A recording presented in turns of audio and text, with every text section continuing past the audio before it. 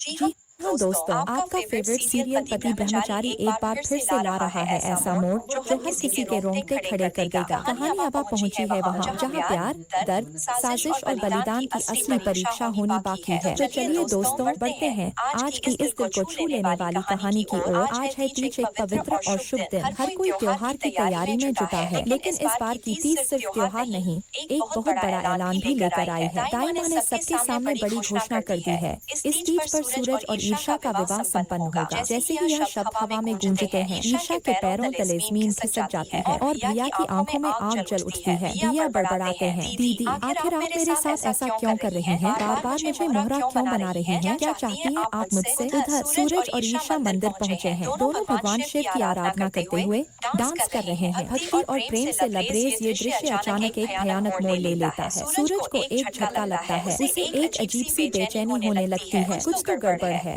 कहीं मेरे पिताजी मुसीबत में तो नहीं? तभी सूरज के फोन पर एक अनजान नंबर से कॉल आता है। दूसरी तरफ से डरावनी आवाज, अगर अपने पिताजी की जिंदगी प्यारी है तो मंदिर के गोदाम में आ जाओ अकेले। सूरज वहाँ पहुँचता है, चारों ओर सन्नाटा, दरवाजे जंग लगे और वातावरण यहीं से आवाज आ रही है, अंदर कोई है, ताला लगा है। सूरज बिना देर किए, ये क्या हुआ? किसने किया ये सब? और तभी एक जहरीला सांप रेंगता हुआ सूरज के पिताजी की ओर बढ़ रहा होता है। ईर्षा की चीख निकलती है, सांप। लेकिन ईर्षा हिम्मत नहीं हारती, वो आंखें बंद करती है, अपने हाथ जोड़ती है और भगवान शिव से पूरी श्रद्धा से प्रार्थना करती है, हे भोलेनाथ मेरी प्रार्थना स्वीकार करो, मेरे पिताजी की रक्षा करो। कहते हैं श्रद्धा में शक्ति होती है। सांप जो उनके पिताजी को डसने ही वाला था, वो अचानक रुकता है और फिर वहीं से वापस चला जाता है। एक चमत्कार हो गया था। सूरज अपने पिताजी को गले लगाता है, आंखों से आंसू थमने का नाम नहीं ले रहे। पिताजी बताइए ना, किसने किया ये? आखिर क्यों आपको किडनैप किया गया? लेकिन पिताजी के पास कोई जवाब नहीं होता।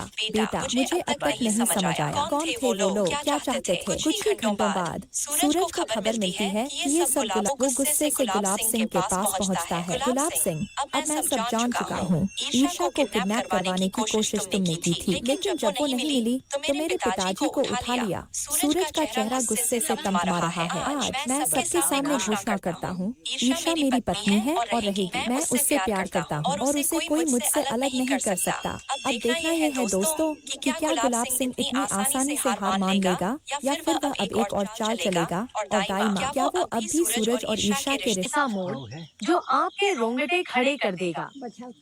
कहानी की शुरुआत होती है हवेली के अंदर। पूजा की तैयारियां जोरों पर थी। ईशा और सूरज ने अपने हाथों से मिट्टी की शिव मूर्ति बनाई थी।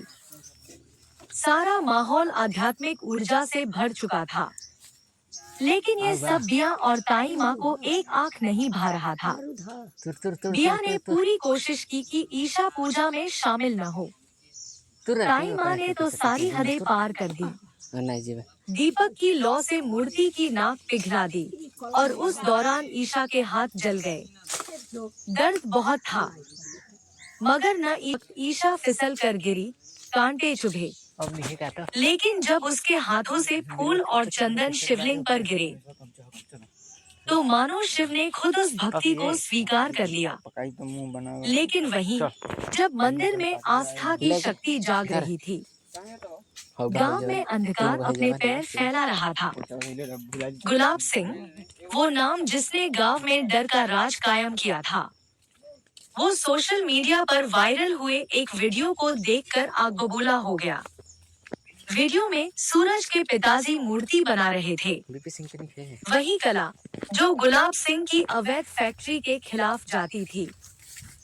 गुलाब सिंह ने आदेश दिया, इस बूढ़े को ऐसा सबक सिखाओ जो कोई और कभी सोचे भी नहीं। शाम हो गई थी। सूरज के पिताजी घर नहीं लौटे। ईशा और सूरज दोनों परेशान थे। फोन स्विच ऑफ, कोई सुराग नहीं। तभी एक अनजान नंबर से कॉल आया।